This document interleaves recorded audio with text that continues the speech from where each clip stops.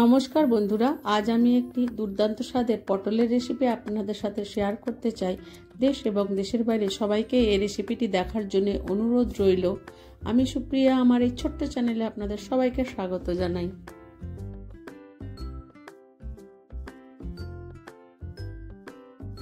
রান্নার জন্য বেশ খানিকটা পটল নিয়ে নিয়েছি। পটলের গাগুলোকে ঘষে নেব, সাইডে একটু কেটে সামান্য অংশ একটু কেটে নেব। দেখুন বন্ধুরা, এইভাবে কেটেছি। একটি বাটিতে সামান্য নুন দিয়ে জলের মধ্যে জলটা গরম হয়ে গেলে পটলগুলো দিয়ে সামান্য একটু সময় ভাপ তুলে জলটা ফেলে দেব। পটলের মধ্যে যে বীজ থাকবে সেই বীজগুলোকে বের করে নেব। সমস্ত বীজগুলোকে বের করে নিয়েছি। দেখুন, বীজগুলোকে একটি মিক্সির বাটিতে দিয়ে বেটে নেব। বাটা হয়ে গেছে, মিক্সির বাটি থেকে নামিয়ে নেব। একটি মশলা বেটে নেব। ধনে 1.5 চামচ, জিরে 1 চামচ, আদা, রসুন, পেঁয়াজ দিয়ে বেটে নেব। কড়াইতে তেল দিয়ে দেব। তেলটা একটু নেড়ে চেড়ে নিয়ে চিংড়ি মাছ নিয়েছি, চিংড়ি মাছগুলোকে ভেজে নেব। চিংড়ি মাছ ভাজার সময় সামান্য নুন দিয়ে দেব। চিংড়ি মাছগুলোকে ভাজা হয়ে গেছে, ওগুলো এবার তুলে নেব। কড়াইতে বেশ খানিকটা পরিমাণ সর্ষের তেল দিয়ে দেব। তেলটা গরম হয়ে আসলে এখানে 4টে বড় সাইজের পেঁয়াজ নিয়েছি, কুচিয়ে ভেজে অর্ধেক পেঁয়াজ তুলে নেব। ওই পেঁয়াজের মধ্যে বেটে রাখা পটলের বীজগুলো দিয়ে দেব। ভালো করে একটু ভেজে নেব। দিয়ে বেটে রাখা মশলা দিয়ে দেব। সামান্য লঙ্কার গুঁড়ো, 1 চামচ হলুদ গুঁড়ো, সামান্য নুন দিয়ে মশলাটাকে কষিয়ে নেব। চিংড়ি মাছগুলোকে টুকরো টুকরো করে কেটে নেব। দিয়ে ওই মশলার মধ্যে দিয়ে দেব। বেশ খানিকটা কাঁচা লঙ্কা কুচি দিয়ে দেব। দিয়ে মশলাটাকে ভালো করে ভেজে নেব।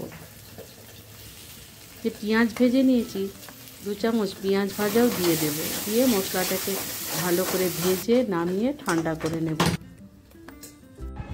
হয়ে গেলে পটলের মধ্যে আস্তে আস্তে এরকম লম্বা করে, দেখুন আমি কিভাবে ভরছি, ওইভাবে ভরে দেব। দিয়ে টুথপিক দিয়ে বাকি অংশ দিয়ে চেপে রেখে দেব। এখানে পরিষ্কার শলা থাকলেও বড় বড় করে ঢুকিয়ে নেবে। দেখুন এইভাবে আমি সবগুলো ভরে নিয়েছি। বেশি ভরবেন না, তাহলে আবার ভাজার সময় বেরিয়ে যাবে। কড়াইতে তেল দিয়ে আস্তে আস্তে পটলগুলোকে একে একে করে ভেজে তুলে নেব। বন্ধুরা, আমার একটা একটু বেশি ভরা হয়ে গেছে বলে মুখ থেকে বেরিয়ে গেছে। দেখুন,